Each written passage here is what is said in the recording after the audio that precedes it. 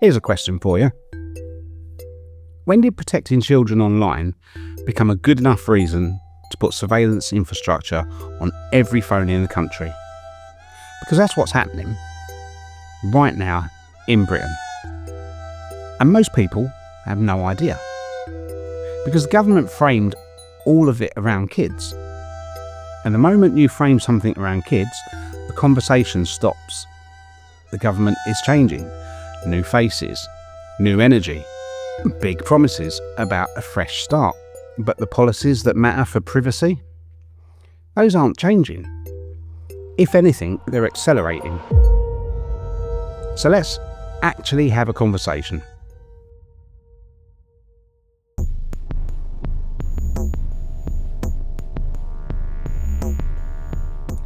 Britain has just had another Prime Minister. Keir Starmer resigned on the 22nd of June 2026 after 2 years of steadily collapsing poll numbers. A brutal set of local elections and a Labour Party that had quietly stopped pretending everything was fine.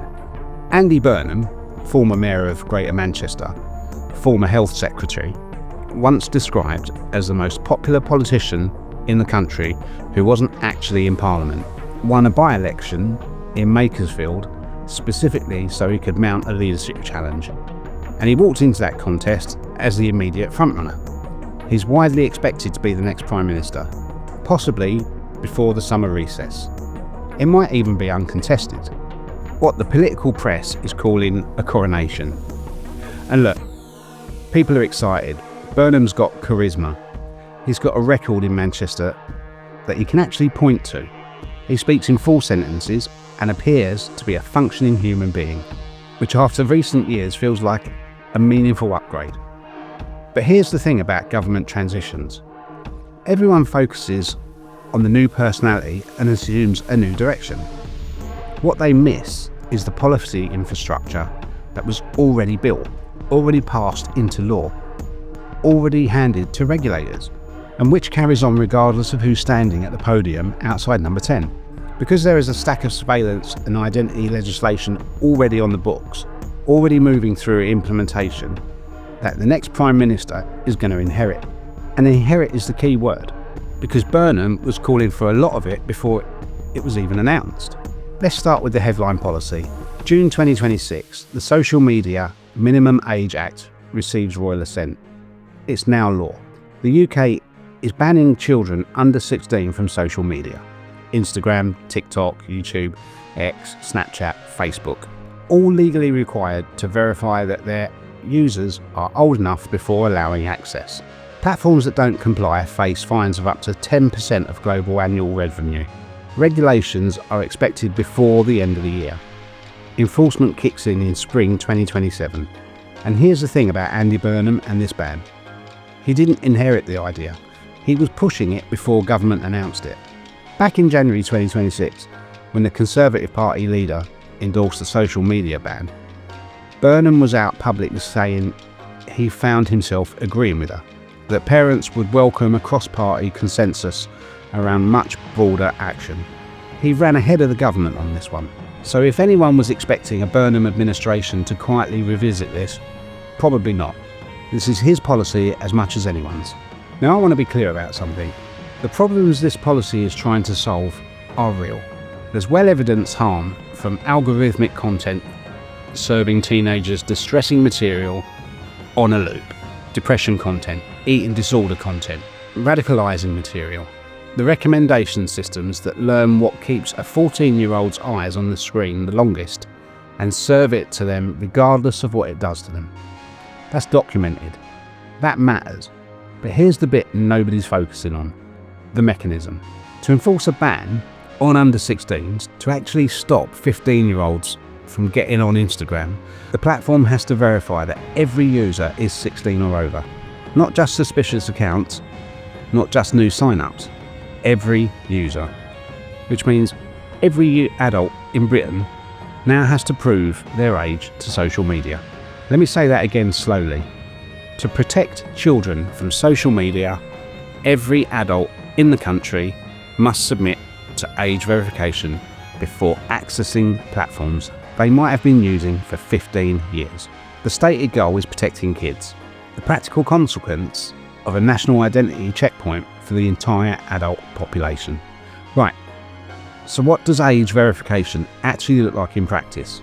Ofcom are working on that. The methods are being discussed and in some cases already deployed, including facial age estimation, where you point a camera at yourself and an algorithm guesses how old you are. Document-based checks, where you upload a driving license or a passport, credit card checks, and biometric processing, which on the more alarming end includes iris scans. WorldCoin, if you haven't heard of it, has unmanned iris scanning orbs sitting in UK shopping centres. Not something I made up. They're there, and they're already being found in breach of GDPR by both the Spanish and Bavarian data protection authorities. One of the most used providers in Australia's version of this ban, a company called Yoti, was fined by the Spanish Data Protection Authority over biometric handling. They're appealing it, so that one's ongoing, but it tells you the data protection record is not clean. Then there's the breach risk, and it's not theoretical. Discord exposed 700,000 government IDs. Journalists managed to link users on one platform back to their driving licenses in under 10 minutes. One TikTok verification partner left photos and licenses exposed for nearly a year. In March 2026, 438 security and privacy scientists across 32 countries signed a joint statement calling for an agreement on age verification deployment, warning the checks are easily circumvented, privacy invasive, error prone, and build infrastructure that can subsequently be used for censorship and surveillance. There is a technically elegant solution, by the way: zero knowledge proofs. A trusted authority, your bank; a government digital identity scheme, your mobile provider, cryptographically attests that you're over 16 without revealing who you are, which account you're linking to, or any personally identifying information. The platform gets a yes or no. Nothing else. No central database, no linked identity. Ofcom has acknowledged this in their technical guidance. They haven't mandated it. Why not? Because document-based systems are cheaper to deploy at scale, and they produce a very convenient byproduct: detailed identity datasets that platforms have every commercial incentive to hold onto. The privacy-preserving route requires more engineering. The surveillance-adjacent route is cheaper and more lucrative. Take a wild guess which direction things are drifting. There's an obvious workaround here that anyone with passing familiarity with how the internet works has already clocked. VPN. The Online Safety Act, which is the framework of all this that sits under it, targets platforms, not users.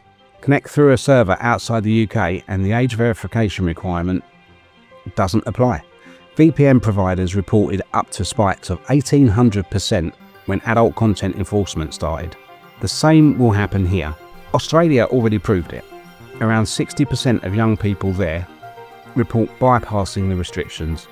The government knows this, so in early 2026, the House of Lords voted to amend the Children's Wellbeing and Schools Bill to prohibit VPN providers from serving UK children. The House of Commons rejected that amendment 4 times. But rather than let it die, they passed their own version, granting ministers the power to introduce VPN restrictions via secondary legislation, which limited parliamentary scrutiny, which means VPN restrictions for children are coming. They're just being handled quietly with less debate and delegated powers. And here's where it gets uncomfortable. To enforce VPN restriction on children, which requires knowing that a VPN user is a child, you need to verify the age of every VPN user, which means age verification for VPNs, which means a database of who uses VPNs and what age they are. The government has also reportedly hinted at introducing identity verification for VPN usage more broadly. If they go that route, they'd be joining China and Russia in maintaining an ID-linked register of VPN users. I'd usually be cautious about that comparison, but in this case, I'm genuinely not sure what else to say. The whole thing is built on a logical chain where each child safety measure creates a gap, and each gap requires a new identity layer to choose it. And before you know it, the internet requires a passport to access. Let me just park the social media ban for a moment and tell you about something that already happened, because it provides useful context for where the rest of this is heading. In March 2026, no fanfare, no government announcements, buried in an iOS update, Apple implemented identity verification on British iPhones. Without warning, without a public debate, 35 million British users found that to avoid having their phone put into a restricted mode, they needed to prove their age, using either a credit card or a government-issued ID. And I've seen this on my own iPad. Users who didn't verify saw their devices enter a lockdown state where Apple's web content filter was activated, restricting which websites could be visited. Messaging functions was also affected. There was no law specifically requiring this. Apple was under general pressure from the UK authorities and apparently decided to get ahead of the legal requirement rather than wait for it. This is what regulatory pressure looks like in practice. Governments don't always need to pass specific laws. Sometimes just pointing firmly in a direction is enough for large companies to quietly comply ahead of schedule, because the alternative is a protracted legal fight they'd rather avoid. Apple had previously pulled its advanced data protection encryption feature from the UK entirely, rather than build the backdoor the Home Office divided via a secret technical capability notice, a legal order that gagged Apple from even confirming it existed. That case is still grinding through the courts. So, the company that refused to break encryption for the government also quietly put age verification locks on British iPhones without being legally compelled to. Both things are true simultaneously. Make of that what you will. And then came June 8th, 2026, London Tech Week. Apple, Google and the tech industry received a 3-month ultimatum from the government. Build controls that stop children from taking, viewing, sending, receiving or saving nude images, not just in one app, across the entire device. The camera, third-party apps, messaging services, search, all of it. The announcement: this government will not stand by while children are put at risk online. And then the bit that every tech executive in the room heard as a threat: if they choose not to act, then we will act and change the law. Proposed legislation would include fines and, this is new, criminal liability for tech executives personally. Jail time, as a last resort for bosses who refuse to comply. Signal responded within hours. Signal's statement is worth taking seriously because they understand what this technically requires better than most governments do. Their position? This proposal will not safeguard children. It endangers everyone. Here's the technical problem. To scan device-level content for nude images before it's sent or saved, you need client-side scanning. And scanning happens on your device before encryption is applied. End-to-end encryption works because the message is encrypted on your device before it goes anywhere. Nobody in the middle can read it. Client-side scanning sidesteps this entirely by reading the content before encryption happens. The encryption itself is technically intact. The privacy is not. You still have the lock on your front door, you've just got someone standing in your hallway with a clipboard, logging everything you do before you close the door. And Signal's point, and it's a good one, is that infrastructure exists. It doesn't stay scoped to nude images. Once there's a content scanner built into every device by law, questions of what it scans next is a political one, not a technical one. It becomes whatever the government of the day decides needs scanning. Germany's justice minister, when the EU proposed essentially the same system under the name chat control, called mandatory message scanning, opening all letters as a precautionary measure. The European Parliament killed it in March 2026 by one vote. Signal had already announced it would leave Europe entirely rather than gut its encryption to comply. The UK post-Brexit is pursuing the same policy independently. Before we take any of this on face value, let's do a quick audit. The same Home Office that demanded device-level encryption from Apple previously served Apple with a secret technical capability notice, demanding a backdoor into end-to-end encrypted iCloud backups, initially for every user globally, then narrowed to the UK users after the US government objected. The order was legally secret. Apple couldn't confirm it existed. The government wanted silent backdoor access and used gag orders to keep it quiet. That is not the track record of an institution you hand content scanning infrastructure to and trust to use it narrowly. Researchers from Politecnico di Milano tested age verification methods deployed on adult websites and concluded the majority could be bypassed by motivated minors. Their blunt assessment: mandatory age verification currently functions as compliance theatre, real burden on everyone, circumventable by the people it's meant to stop. Government's own federal police data found that 48% of chats flagged by automated scanning were completely innocent, nearly 1 in 2. At scale, across 35 million devices, that's a staggering number of people having their private images reviewed for no reason. So the Burnham question. This is where it gets interesting, because Andy Burnham's relationship with identity infrastructure is genuinely complicated. In 2005 and 2006, Burnham was a Home Office minister in Tony Blair's government. He went on the BBC to call compulsory national ID cards a major breakthrough in tackling identity fraud. He helped sell the scheme. Manchester, the city he would later run, was used as a testing ground for it. The ID card programme eventually collapsed and was scrapped. Burnham, to his credit, appears to have learned something from it. By last year, he was publicly warning that digital ID risks creating a backdoor compulsory national identity system, specifically concerned about tying digital ID to employment checks in ways that would make it mandatory. He said at a party conference, there is a risk of an opportunity cost situation, pointing to the Blair-era scheme as a cautionary example. So Burnham has been burned by this before. He understands the failure mode. He's currently sceptical of digital ID as presented, but he is enthusiastically in favour of the social media ban for under 16s. He ran ahead of the government on it. He has shown no indication he'd revisit the Online Safety Act. And the device-level scanning ultimatum, which is now technically outstanding, with Apple and Google having until September to respond, is a policy he's about to inherit with a ticking clock on it. The question isn't whether Andy Burnham is a bad person with surveillance ambitions.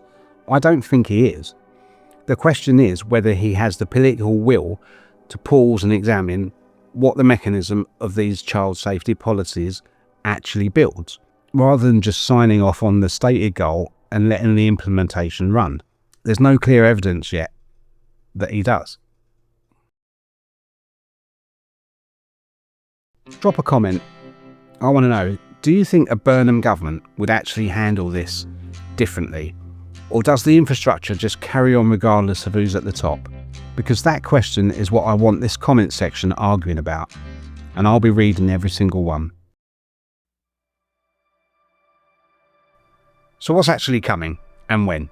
The social media ban regulations are expected before Parliament before the end of 2026, with enforcement in spring 2027. Ofcom must report on effective age assurance methods by mid-July. That report will determine what verification actually looks like in practice. That's the one to watch first. A government statement on AI chatbots, VPNs, and the digital age of consent is also incoming, flagged in the government's own documents for July.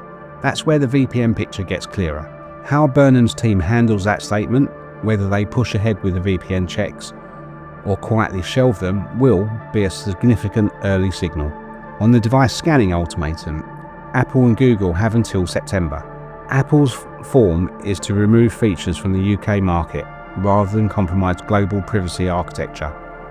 They did it with advanced data protection. They might do it again. If they do, British users end up with a downgraded, privacy-stripped device, functionally compared to the rest of the world. Not because Apple chose to harm them, but because the UK made building a surveillance feature the price of market access. And the iCloud backdoor case is still grinding through the courts. The outcome of that course will tell us a great deal about how much legal constraint actually exists on what any government can demand in tech companies in secret. Burnham's team are expected to be more aggressive in their posture towards big tech generally. That's part of his political brand, going after corporate power. But aggressive towards big tech and protective of user privacy are not the same thing. Occasionally, they point in opposite directions entirely. The direction of travel on this stuff was set before Burnham arrived. The question now is whether he sees the infrastructure being built underneath the child safety framing and decides to intervene, or whether he looks at the polling on child protection and decides it's not worth political capital to push back. History suggests the latter is more likely, but he's got prior experience of watching an identity scheme collapse, so there's at least a chance he recognises the shape of this particular cliff. Here's my honest read on this. I think they're doing this purely to surveil the public. I do. I genuinely think that. Where we go from here and how we fight back, that's the real question. I think they've used child protection as a scapegoat. I don't think this is about child protection at all. And I get it, I do. I'm a parent. In my family, we've got 4 kids, varying ages, varying usage on social media. All of them, by the time this hits, will be over 16, but it will still affect them. It will affect me. It'll affect you. And we're not the people they're trying to stop from accessing social media. I'm trying to think of a decent analogy for this, and I just can't think of one. Somebody on Reddit mentioned that just because hang around in parks doesn't mean you close them. And he's right, you don't. But what is the answer? Because I have no idea. I cannot tell you the right way to go to this. The only thing I can tell you is, when TV was considered to be bad for kids, my parents did that decision making for me. They told me how long I could have. They told me when I could stop watching it and when I could start watching it. The government now is saying, no, you don't have that choice. We're going to start watching everything you do. And to me, and I suspect a few people will agree, that's the wrong approach. I had a whole script written out for this, and I think I was being too safe in what I was saying. So that has just, it's gone.